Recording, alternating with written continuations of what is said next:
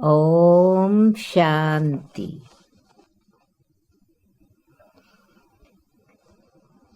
Good morning. आज सुनते हैं 19 अक्टूबर की साकार माता पिता बाप दादा की मुरली। मीठे बच्चे, तुम्हें अभी बहुत बहुत साधारण रहना है। फैशनेबल ऊंचे कपड़े पहनने से भी देह अभिमान आ जाता है। एक्सपेंसिव पहनते हैं, शानदार, तो उससे भी देह अभिमान आ जाता है, क्योंकि हमारी पर्सनालिटी है तो कपड़ों से पर्सनालिटी की पहचान देते हैं, तो देह अभिमान हो गया ना। प्रश्न है, तकदीर में ऊंच पद नहीं है तो किस बात में बच्चे सुस्ती करते हैं? उत्तर है, बाबा कहते बच्चे अपना सुधार करने के लिए चार्ट रखो। याद का चार्ट रखने में बहुत फायदा है। नोटबुक सदा साथ में हो। चेक करो कितना समय बाप को याद किया। हमारा रजिस्टर कैसा है? दैवी कैरेक्टर हैं, हमारा कैरेक्टर डिवाइन है, देवताओं जैसा है। दूसरी बात, कर्म कहते करते बाबा की याद रहती है। याद से ही कट उतरेगी और तकदीर ऊंची बनेगी। गीत है, भोलेनाथ से निराला कोई और नहीं, ऐसी बिगड़ी बनाने वाला कोई और नहीं। उनका डमरू डम डम बोले, अगम निगम के भेद खोले, ऐसा योग सिखाने वाला कोई और नहीं, ऐसी ज्योत जगाने वाला कोई और नहीं। भोलेनाथ से निराला कोई और नहीं। ओम शांति। मीठे मीठे बच्चों के पास ये लक्ष्मी नारायण का चित्र घर में जरूर होना चाहिए। इनको देख, श्री लक्ष्मी नारायण को देख बहुत खुशी होनी चाहिए, क्योंकि तुम्हारा ये है पढ़ाई का एम ऑब्जेक्ट। तुम जानते हो हम स्टूडेंट हैं और ईश्वर पढ़ाते हैं। ईश्वरीय स्टूडेंट व विद्यार्थी हैं हम ये पढ़ते हैं। सबके लिए ये एक ही उद्देश्य है। इनको देखते बहुत खुशी होनी चाहिए। बच्चों ने गीत में सुना, बहुत भोला नाथ है बाबा। कोई कोई शंकर को भोलानाथ समझते हैं और फिर शिव और शंकर को मिला देते हैं, समझते हैं शिव शंकर एक है। अभी तुम बच्चे जानते हो कि शिव तो है ऊंचे ते ऊंचा भगवान और शंकर है देवता। उनको शंकर महादेव, महेश, देवताओं में ऊंचा। फिर दोनों एक कैसे हो सकते हैं? ये भी सुना कि भक्तों की रक्षा करने वाले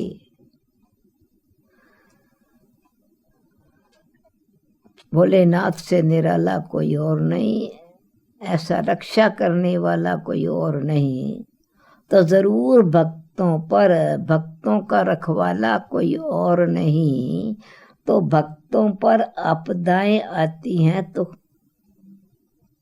आपदा देने वाला तो कोई और है ना, आपदा मिटाने वाला वो है।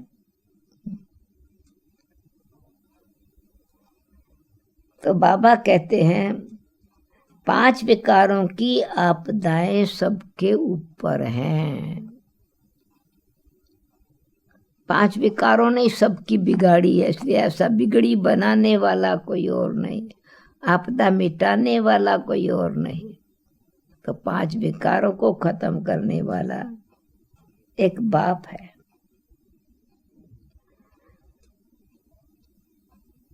सबके ऊपर 5 विकारों की आपदाएं हैं और भक्त सब हैं। भक्त किसी को ज्ञानी तो नहीं कहा जा सकता। ज्ञान और भक्ति बिल्कुल अलग चीज है। जैसे शिव और शंकर अलग है। जब ज्ञान मिलता है तो फिर भक्ति नहीं रहती। तुम सुख धाम के मालिक बनते हो। ज्ञान की प्रारब्ध जब स्वर्ग हो गया, सुख धाम बन गया, तो ज्ञान की प्रारब्ध के समय भक्ति पूजा नहीं होती, क्योंकि वो तो खुद ही चेतन में है ना। तो बाप कहते हैं ऐसे भक्ति और ज्ञान अलग है। तुम सुख धाम के मालिक बनते हो, ज्ञान से सुख धाम के मालिक बनते हो। आधा कल्प के लिए सद्गति मिल जाती है। एक ही इशारे से तुम आधा कल्प वर्षा पा लेते हो। देखते हो भक्तों के ऊपर कितनी तकलीफ है। ज्ञान से तुम देवता बन जाते हो। फिर जब भक्तों पर भीड़ होती है, अर्थात दुख होता है, तब बाप आते हैं। बाप समझाते हैं ड्रामा अनुसार जो पास्ट हुआ सो फिर रिपीट होना है। फिर भक्ति शुरू होती है तो वाम मार्ग शुरू होता है, अर्थात पतित बनने का मार्ग। उसमें भी नंबर 1 है काम विकार, जिसके लिए कहा जाता है कि काम पर जीत पाने से तुम जगत जीत बनेंगे। ये कोई जीत थोड़ी पाते हैं। भक्ति मार्ग में विकारों पर जीत नहीं पाते। रावण राज में विकार के बगैर तो कोई का शरीर पैदा नहीं होता,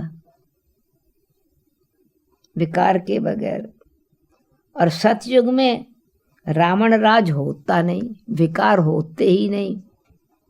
देवताएं तो संपूर्ण निर्विकारी हैं। अगर वहां भी रावण होता, विकार होते, तो बाकी भगवान ने राम राज स्थापन करके क्या किया। इसलिए बाप को होना रहता है, कंसर्न है कि बच्चे दुख से छूट जाएं। जिसने दुखी बनाया है ना, उस जड़ को खत्म करना है। बच्चे सुख धाम के मालिक बन जाएं। हमारे बच्चे सुखी रहें। लौकिक में भी माँ बाप को कंसर्न होता है। धन इकट्ठा करके बच्चों को दे देते हैं कि सुखी रहें,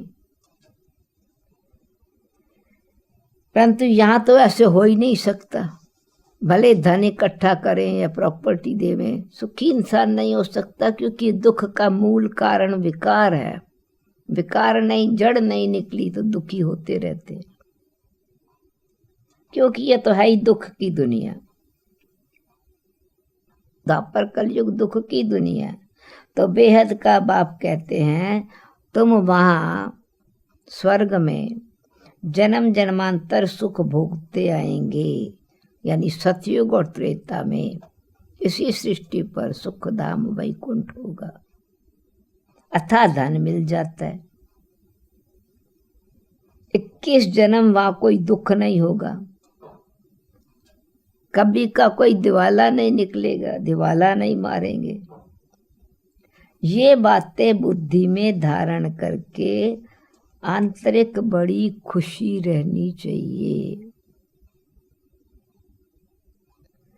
तुम्हारा ज्ञान और योग सारा गुप्त है,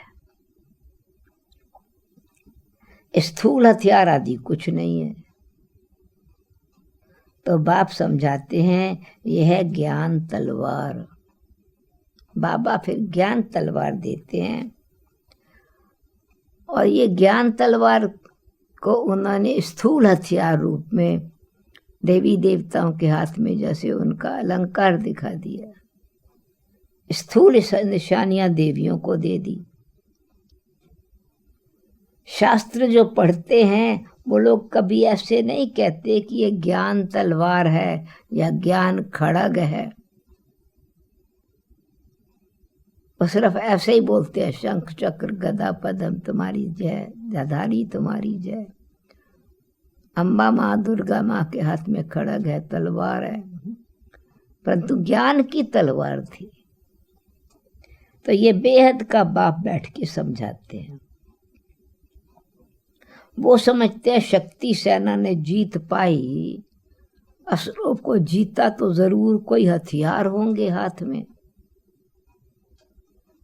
तो ये सब भूल कर दिया, मिक्स कर दिया, ज्ञान को बाहर का हथियार, सुदर्शन चक्र को भी वायलेंट हथियार बना दिया।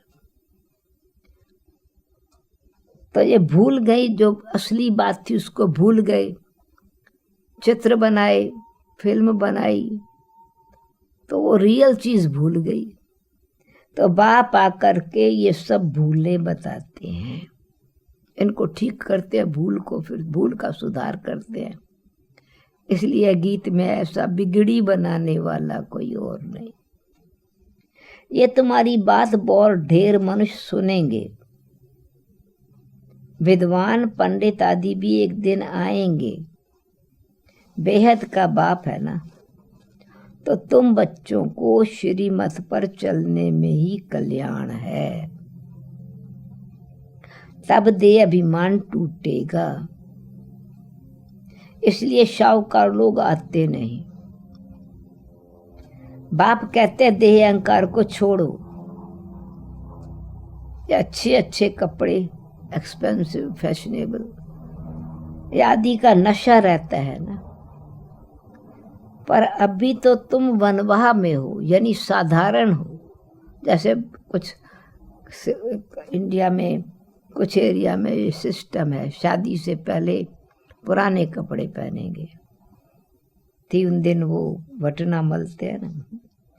तो अभी बाप कहते हैं अभी तुम वनवाह में हो ना, अभी तुम जाते हो ससुर घर में यानी विष्णुपुरी में, अभी हम ब्रह्मा के बच्चे हैं, फिर जाएंगे सतयुग में श्री लक्ष्मी नारायण के राज्य में, वहां तुमको बहुत जेवर पहनाएंगे, इसलिए यहाँ ऊंचे कपड़े नहीं पहनने हैं।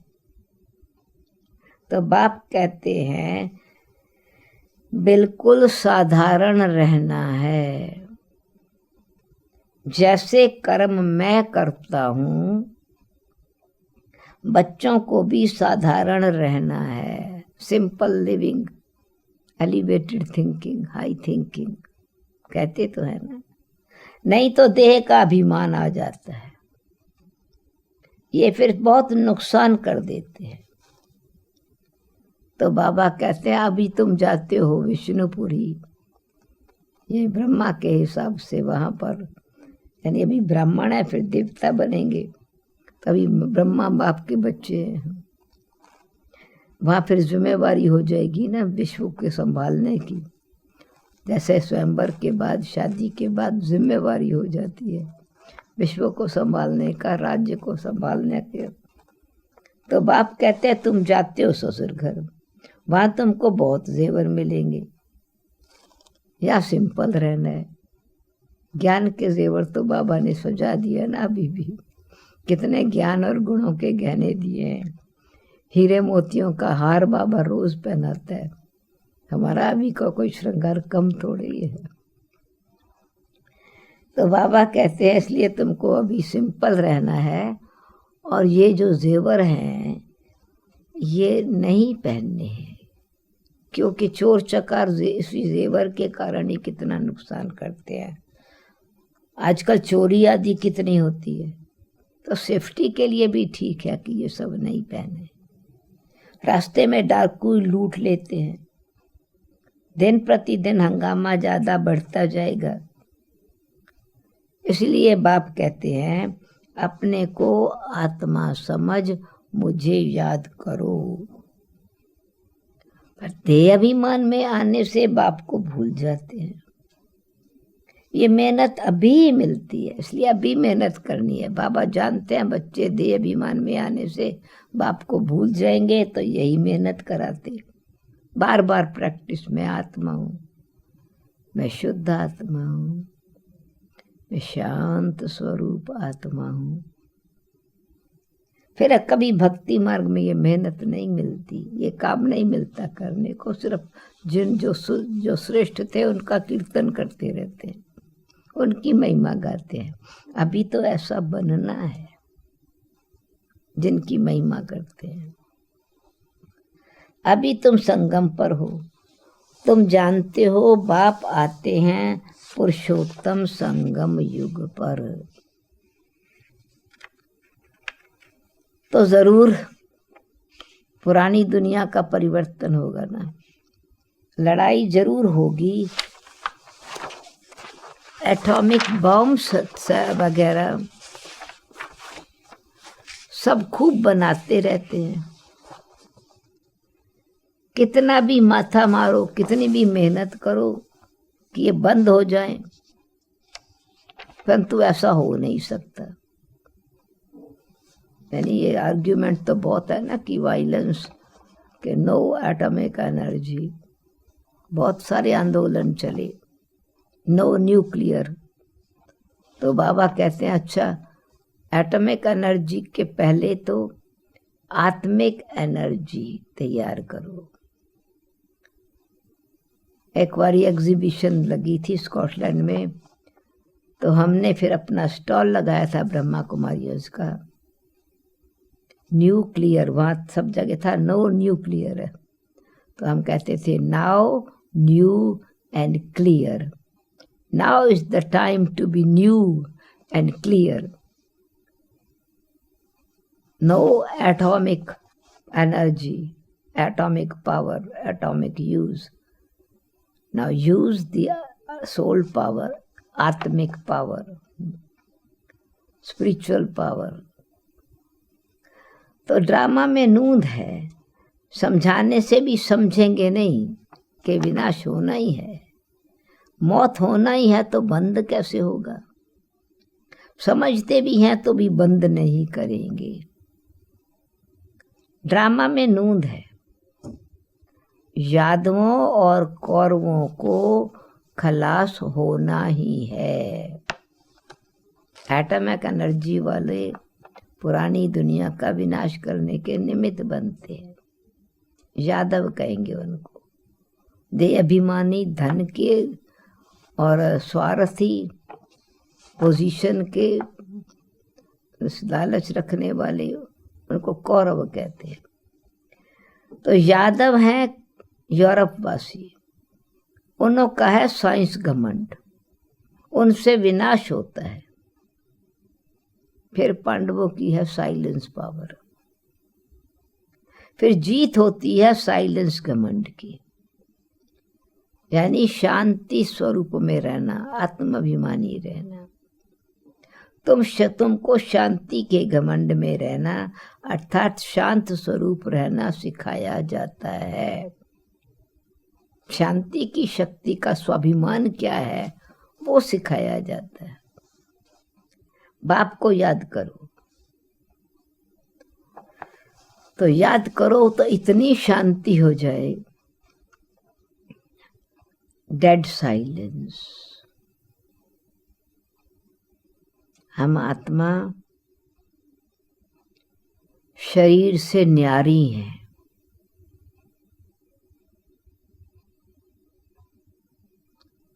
शरीर छोड़ने के लिए जैसे कि हम पुरुषार्थ कर रहे हैं, ये भान, शरीर का भान और अभिमान छोड़ना, यानी शरीर छोड़ने का हम जैसे कि पुरुषार्थ कर रहे हैं, ऐसे कभी कोई शरीर छोड़ने के लिए पुरुषार्थ करते हैं क्या? सारी दुनिया ढूंढ करके आओ, कोई ऐसा सिखाएगा? जीते जी मरने का पुरुषार्थ करो। देह भान को छोड़ना, अभिमान को छोड़ना, ये जैसे जीते जी मरने का पुरुषार्थ है, अमर बनने का पुरुषार्थ है।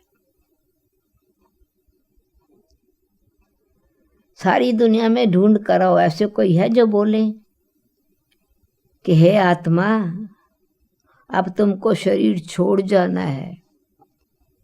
तुम शरीर नहीं, न्यारी आत्मा हो, पवित्र बनो। शरीर छोड़ के ही जाना है, इसलिए शरीर भान को छोड़ो, पवित्र बनो, नहीं तो फिर सजा खानी पड़ेगी। सजा का अनुभव किसको होता है? कौन खाता है सजा? आत्मा ना। उस समय साक्षात्कार होता है कि तुमने ये पाप किए हैं, खाओ सजा। उस समय फील होता है जैसे कि जन्म जन्मांतर की सजा मिलती है। इतना दुख भोगना, जन्म जन्मांतर के दुख की फीलिंग, तो बाकी सुख का बैलेंस क्या रहा? श्रेष्ठ कर्म तो कम किए, इसलिए दुख के फीलिंग सामने ज्यादा होगी ना। इसलिए बाप कहते हैं अब भी कोई पाप कर्म नहीं करो।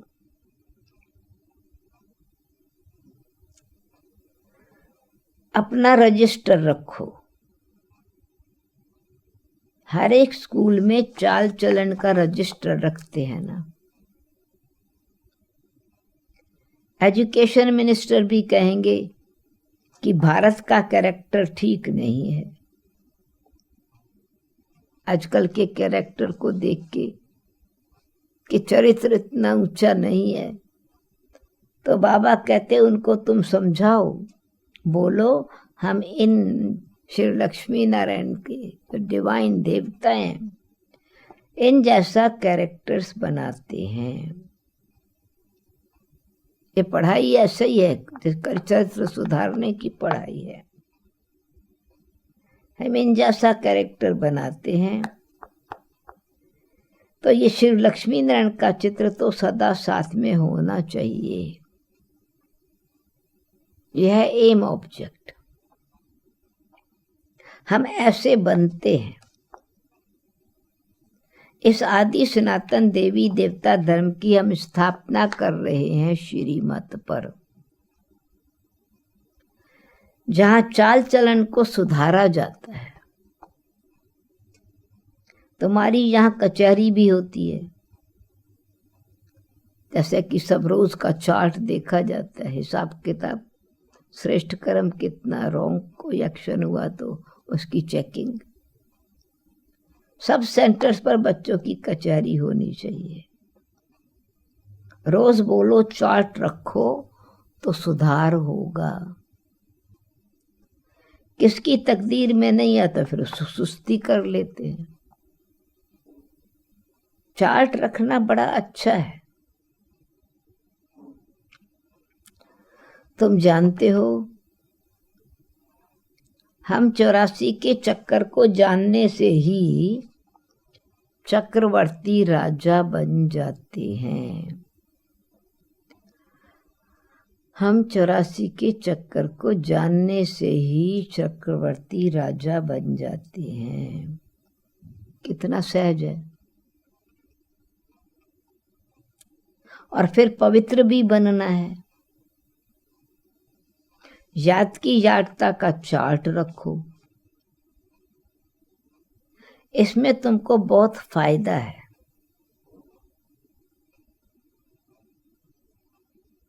तो नोटबुक निकाला, माना बाबा ने जो डायरेक्शन दिया वो याद रहा और बाबा भी याद रहा। नोटबुक नहीं निकाला तो समझो बाप को याद नहीं किया। नोटबुक सदा हाथ में रख दो, अपना चार्ट देखो, कितना समय बाप को याद किया। याद बगैर जंग उतर न सके। जैसे जंग निकालने के लिए, उतारने के लिए चीज को घासलेट ऑयल में रखते हैं ना, डालते हैं, तो बाप कहते हैं कर्म करते भी बाप को याद करना है तो पुरुषार्थ का फल मिल जाएगा।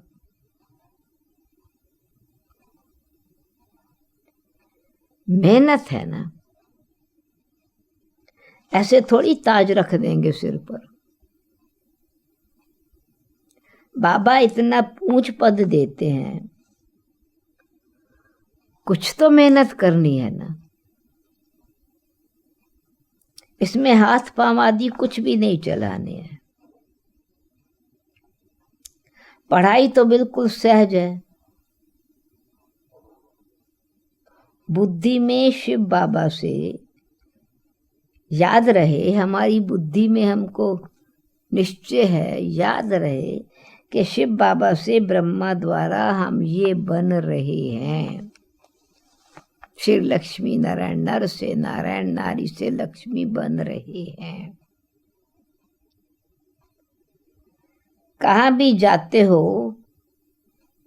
तो बैज लगा रहे। बैज अपने साथ होगा तो फिर पढ़ाई ध्यान खिंचवा सकेंगे ना।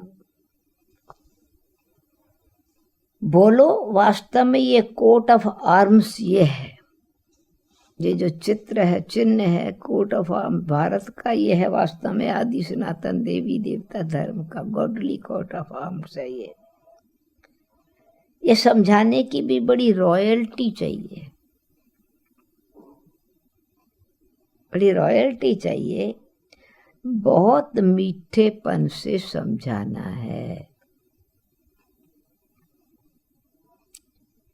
कोट ऑफ आर्म्स पर भी समझाना है। प्रीत बुद्धि और विपरीत बुद्धि किसको कहा जाता है? तुम बाप को जानते हो? पिता कौन है? लौकिक बाप को तो गॉड नहीं कहेंगे ना। ये बेहद का बाप ही पतित पावन सुख का सागर है।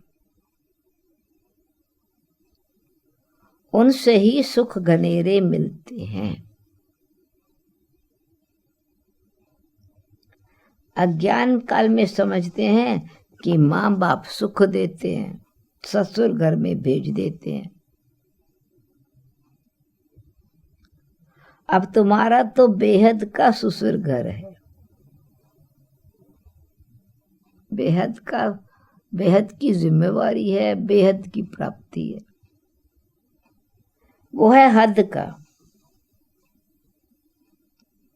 वहां तो माँ बाप चलो किसी को दहेज में या सोना गहना देके, हद का है ना। माँ बाप करके 5-7 लाख करोड़ देंगे,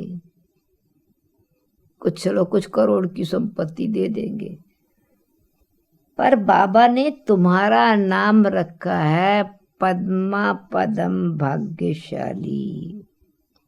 पद्मा पदम भाग्यशाली बनने वाले बच्चे कितनी बड़ी प्रॉपर्टी देते हैं।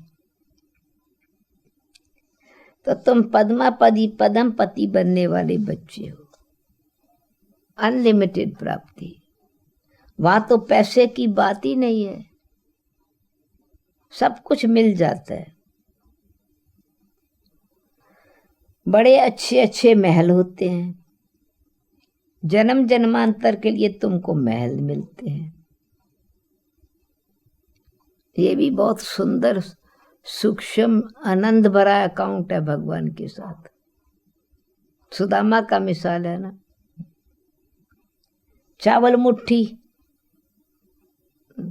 सोना चावल मुट्ठी ले जाती है, तो बाबा ने कहा कि भक्ति मार्ग में है ना, चावल मुट्ठी दिया महल मिल गया। तो यहाँ भी जब कोई आते हैं बाबा के घर में यज्ञ में, तो चावल मुट्ठी ले आते हैं। अब चावल मुट्ठी चावल रूखा थोड़ी खाएंगे, तो ऐसा समझते हैं कि अच्छा चावल बनाएंगे तो चावल के साथ कुछ मसाले भी तो चाहिए। फिर उसी हिसाब से सोचेंगे अच्छा फिर बिरयानी बनानी है तो कुछ मेवा भी चाहिए, रूखा थोड़ी खाएंगे, तो उनके साथ कुछ मसाले आदि भी ले आते हैं, और कितना प्रेम से ले आते हैं। बाबा तो हमको जन्म जन्मांतर के लिए देंगे, इसलिए कहा जाता है दाता। भक्ति मार्ग में तुम ईश्वर अर्थ देते हो तो अल्पकाल के लिए दूसरे जन्म में मिल जाता है। कोई गरीबों को देते हैं, कॉलेज बनवाते हैं, तो दूसरे जन्म में पढ़ाई का फल मिलता है, पढ़ाई का दान मिलता है, एजुकेशन अच्छी सीख लेते हैं, बुद्धि पढ़ाई में अच्छी लगती है। ये फल मिला ना, जैसे उनको पढ़ाई का दान का फल मिला। धर्मशाला बनाते हैं तीर्थ यात्रा पर जाने वालों के लिए, आराम से सो सके, रह सके, तो उनको मकान मिलता है। क्योंकि धर्मशाला वाले जो यात्री धर्म जा रहे हैं यात्रा पर, उनको धर्मशाला में थकावट के बाद आराम मिलता है ना, दिन भर यात्रा करके आए, धर्मशाला पर जाकर बहुत सुख पाते हैं। तो भक्ति मार्ग में एक जन्म का है, और अब तो ये जन्म जन्मांतर की बात है। भक्ति में ऐसे ही है जैसे कि खेती बोई, आपने अनाज बोया, 6 महीने के बाद आपने काट लिया, फूल लगाया, कुछ महीने के बाद फूल खिलने लगे, बाग लगाया तो बार बार पानी नहीं देना पड़ेगा, हर सीजन में फल मिलता रहेगा, पीढ़ी दर पीढ़ी खाएंगे। तो ऐसे जब डायरेक्ट परमात्मा के साथ हमारा संबंध होता है तो जन्म जन्मांतर मिलता है। तुम ये भी जानते हो कि हम शिव बाबा को जो देते हैं वो सब हमारे काम में ही लगाते हैं। शिव बाबा तो अपने पास रखते नहीं, इनको भी कहा सब कुछ दे दो, ब्रह्मा बाबा को भी, तो तुम विश्व के मालिक बन जाएंगे। शिव बाबा ने ब्रह्मा बाबा को विनाश का साक्षात्कार भी कराया और राजाई का भी साक्षात्कार कराया, बस नशा चढ़ गया। बाबा हमको विश्व का मालिक बनाते हैं। गीता में भी है, अर्जुन को साक्षात्कार कराया, मुझे याद करो तो तुम ये बनोगे। अर्जुन के लिए भी यादगार है कि विनाश और स्थापना का साक्षात्कार कराया। इनको भी शुरू में खुशी का पारा चढ़ गया। ब्रह्मा बाबा ड्रामा में पार्ट था, ये लकी चैरियट, भागीरथ को कोई भी जानते नहीं है। तो तुम बच्चों को ये एम ऑब्जेक्ट बुद्धि में रहना चाहिए, हम ये बनते हैं, हम मनुष्य देवता बन रहे हैं। जितना पुरुषार्थ करेंगे उतना ऊंच पद पाएंगे। गाया जाता है फॉलो फादर, ये महिमा है, यादगार है। फॉलो फादर ये इस समय की बात है। बाप कहते हैं मैं राय देता हूं, उस पर फॉलो करो। इसने क्या किया जो सो बनाते हैं, ब्रह्मा बाबा ने क्या किया जो बाबा इनको नर से नारायण की पदवी देते हैं? उनको, बाबा को सौदागर, रत्नागर, जादूगर भी कहते हैं ना। तो बाबा ने ऐसा अनुभव कराया। फिर बाबा ने अचानक ही सब कुछ छोड़ दिया। पहले उन रत्नों का जौहरी था, जान अभी हीरे जवाहरातों का जौहरी था, व्यापारी था, ज्वेलर था। अभी अविनाशी ज्ञान रत्नों का जौहरी बना। हेल को हेवन बनाना, ये शिव बाबा का कितना बड़ा जादू है। फिर सौदागर भी है, रत्नागर भी है, सौदागर भी है, तो जादूगर भी है। सौदागर कितना अच्छा सौदा करते हैं। सौदागर के साथ सौदा कितना वंडरफुल है, अकाउंट कितना बढ़िया बनता है। कखपन चावल मुट्ठी लेकर के महल देते हैं। कितनी अच्छी कमाई करने वाला है, कराने वाला है। जवाहरात के व्यापार में भी ऐसा होता है। कोई अमेरिकन ग्राहक आता है तो 100 की चीज वो 500 में भी ले लेंगे, क्योंकि वो वैल्यू में जहाँ अच्छी चीज, पुरानी चीज को और भी अच्छी चीज समझेंगे। तो फॉरेनर से बहुत पैसे लेते हैं। पुरानी चीज खरीदते हैं तो पुरानी चीज होगी 100 की, 500 भी लेंगे, वो खुशी से देंगे। एंशिएंट चीज पसंद है। तो बाबा कहते हैं तुम्हारे पास तो सबसे एंशिएंट पुरानी चीज है, प्राचीन युग। तुमको अब भोलानाथ बाप मिला है। कितना भोला है। तुमको क्या बनाते हैं? कखपन के बदले तुमको 21 जन्मों के लिए क्या बना देते? माला माल बना देते। मनुष्यों को कुछ भी पता नहीं। कभी कहेंगे भोलानाथ ने ये दिया, कभी कहेंगे अम्बा ने दिया, कभी गुरु ने दिया। पर यहाँ तो पढ़ाई है। तुम ईश्वरीय पाठशाला में बैठे हो। ईश्वरीय पाठशाला को कहेंगे गीता पाठशाला। गीता में भगवानोवाच है। परंतु ये किसी को भी पता नहीं कि भगवान किसको कहा जाता है। कोई से पूछो परमपिता परमात्मा को जानते हैं? बाबा परमात्मा भगवान है, कांटों को फूल बना रहे हैं। उनको गार्डन ऑफ अल्लाह कहा जाता है, स्वर्ग की दुनिया को। यूरोपियन लोग भी कहते हैं पैराडाइज। बराबर भारत परिस्तान था, अब कब्रिस्तान है। अभी फिर से तुम परिस्तान के मालिक बनते हो। बाप सोएवों को आकर जगाते हैं, तो गोया खुद जगा हुआ है ना।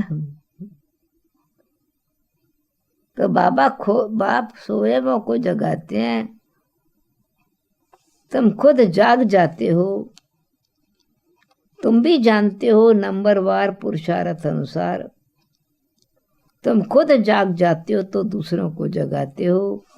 नहीं जगाते हो तो गोया खुद जगा हुआ नहीं है। तो बाप समझाते हैं, इन गीतों आदि में भी ड्रामा की नूंद है। ये सॉन्ग बजाना, फिर उनका मीनिंग बताना। कोई भी गीत बहुत अच्छे हैं, कोई सॉन्ग्स अच्छे हैं। तुम जब उदास हो जाते हो तो ऐसे गीत बजाओ तो खुशी में आ जाएंगे। एक गीत है, रात के राही थक मत जाना। ये भी अच्छा है। अब रात पूरी होती है, भक्ति की रात पूरी होती है। मनुष्य समझते हैं जितना भक्ति करेंगे उतना भगवान जल्दी मिलेगा। फिर हनुमान का साक्षात्कार हुआ तो समझते हैं भगवान मिल गया। तो बाबा कहते हैं ये साक्षात्कार आदि भी ये ड्रामा में नूंद है। जैसी जो भावना रखते हैं उस अनुसार उनको साक्षात्कार हो जाता है, बाकी वैसा स्वरूप होता नहीं है। अब हनुमान जी का या फिर गणेश जी का जैसा रूप चित्र में बनाया ऐसा है नहीं। बाप ने कहा है ये बैज तो हमेशा तुमको लगा रहे, पड़ा हुआ हो, किस्म किस्म के बनते रहते हैं। ये बहुत अच्छी चीज़ है समझाने के लिए, इससे अच्छी सर्विस हो सकती है। लास्ट पॉइंट, तुम रूहानी मिलिट्री हो ना, मिलिट्री को हमेशा निशानी होती है, ये बैज भी तुमको निशानी है, होने से नशा रहेगा।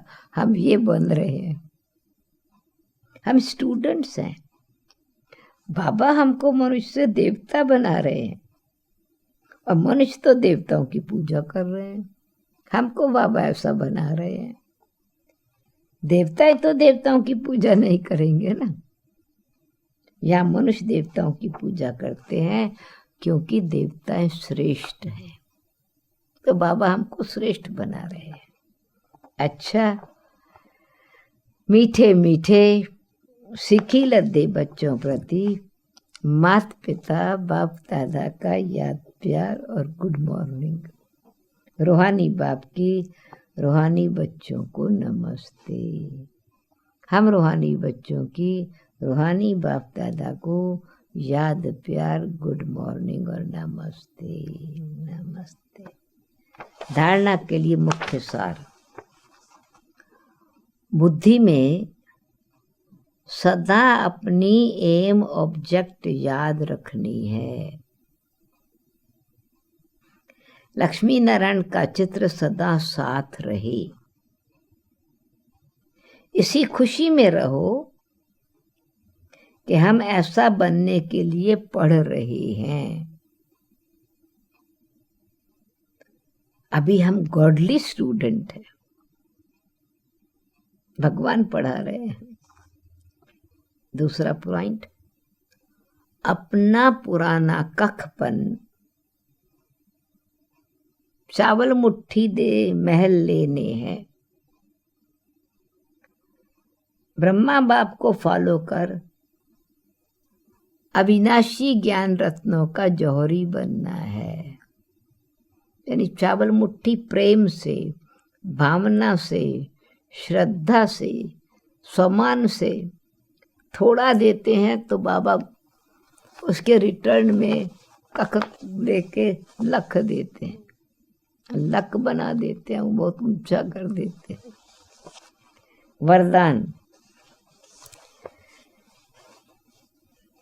अशरीरीपन के इंजेक्शन द्वारा, अशरीरी आत्मा हूँ, अशरीरीपन के इंजेक्शन द्वारा मन को कंट्रोल करने वाले एकाग्र चित्त भव। एक्सप्लेनेशन, जैसे आजकल अगर कोई कंट्रोल में नहीं आता, किसको कोई सिकनेस के कारण, मैडनेस के कारण बहुत तंग करता है, उछलता है या पागल हो जाता है, तो उनको ऐसा इंजेक्शन लगा देते हैं जब वो शांत हो जाए। ऐसे अगर संकल्प शक्ति आपके कंट्रोल में नहीं आती है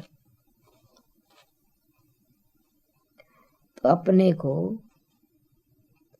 अशरीरीपन का इंजेक्शन लगा दो। I am a bodiless soul, शरीर हूं ही नहीं, देह का भान खत्म। फिर संकल्प शक्ति व्यर्थ नहीं उछलेगी।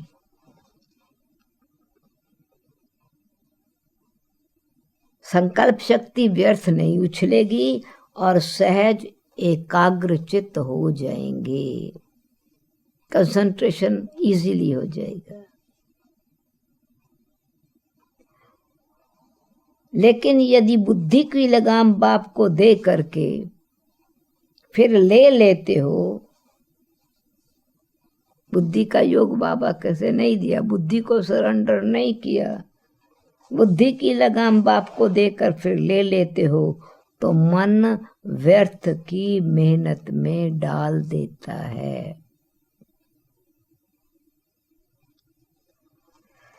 अब व्यर्थ की मेहनत से छूट जाओ, मन बुद्धि को बाबा में समर्पण करना है। स्लोगन, अपने पूर्वज स्वरूप को स्मृति में रख, सर्व आत्माओं पर रहम करो। अपने पूर्वज स्वरूप को स्मृति में रख, सर्व आत्माओं पर रहम करो। ओम शांति।